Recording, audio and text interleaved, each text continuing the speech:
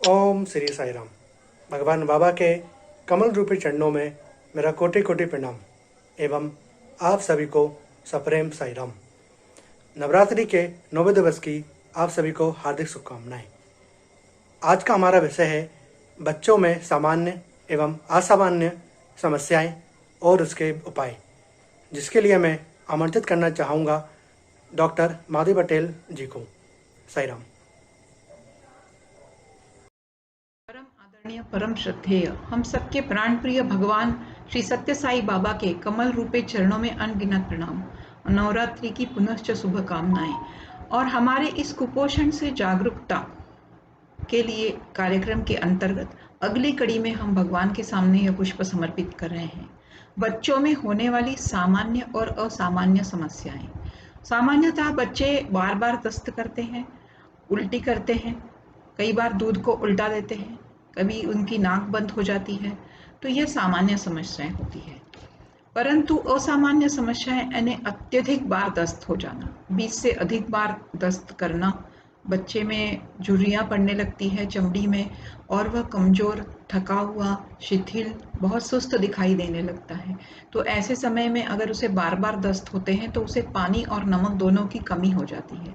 उसे तुरंत ही अत्यधिक बार स्तनपान करने की सलाह देना चाहिए। उसे ORS जीवन रक्षक घोल भी दिया जा सकता है। वहाँ की जो आशा आंगनवाड़ी कार्यकर्ता है उसकी सलाह लेकर हम उसे दे सकते हैं।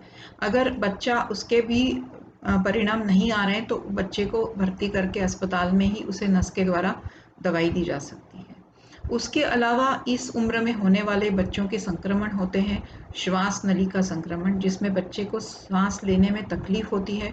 60 से अधिक बार वह सांस लेता है और ऐसे में वह निमोनिया का शिकार बहुत जल्दी हो सकता है। निमोनिया, गलघोटू, जिसको डिप्थीरिया भी कहते हैं, वूपिंग कफ यानी सूखी कुकर खांसी, गांव की भाषा में उसे कुकर खांसी कहते हैं, टिटेनस, यह भी अन्य संक्रमण होते हैं जो बच्चों को हो सकते हैं। चर्म रोग की बीमारियां। कई बार देखने में आता है कि बच्चों को रोज नहलाया नहीं जाता है।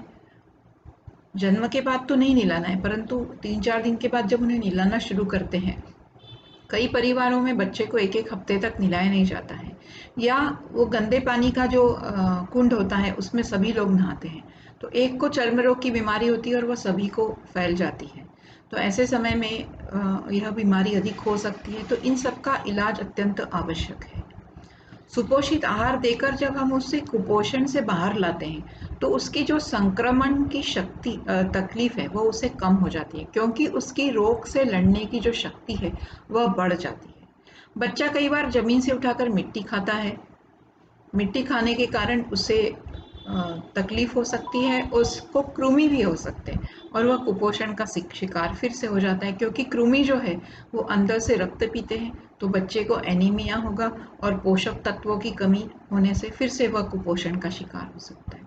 उसे सुपोषित आहार देना, उन्हें उन योजनाओं की जानकारी देना, उसके अंतर्गत बाल सुरक्षा योजनाएं हैं, कुपोषण से सुपोषण तक की योजनाएं हैं, गर्भवती महिलाओं के लिए जननी सुरक्षा और अन्य योजनाएं हैं जिसके अंतर्गत उन्हें भी पर्याप्त मात्रा में संतुलित भोजन की व्यवस्था दी जाती है, और अप्लाइड न्यूट्रिशनल प्रोग्राम्स हैं, इंटीग्रेटेड न्यूट्रिशनल प्रोग्राम्स है, जिसके अंतर्गत बच्चों को आवश्यक पोषक तत्व सरकार के द्वारा दिए जाते हैं।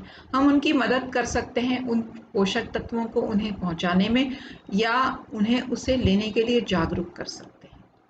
इसके अलावा उन बच्चों पर अधिक जोर देने की आवश्यकता होती है जिसमें अगर बच्चे का वजन 1.8 किलो से कम है जन्म के समय का, या बच्चे का 3 माह तक वजन ही ना बढ़ रहा है, या लगातार वजन घट रहा है, या किसी एक पालक की मृत्यु हो चुकी है, या वह जुड़वा बच्चा है, या वह 5वां या उसके बाद की संतान है, तो ऐसे सभी बच्चे बहुत अधिक कुपोषण के शिकार हो सकते हैं, तो उन पर अधिक ध्यान देने की आवश्यकता होती है।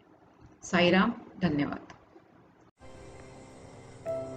साई राम। मैं डॉक्टर माधवी पटेल जी का धन्यवाद करना चाहता हूँ, जिन्होंने हमें आज बताया कि कैसे बच्चों में सामान्य एवं असामान्य समस्या एक बड़ी बीमारी का रूप ले लेती है, और साथ ही हमें यह भी बताया कि बच्चों में कुपोषण के लक्षण कम कर उनकी इम्यूनो सिस्टम को कैसे बढ़ाया जा सकता है। आप सभी को पुनः ओम श्री साई राम। समस्त लोका सुखिनो भवन्तु।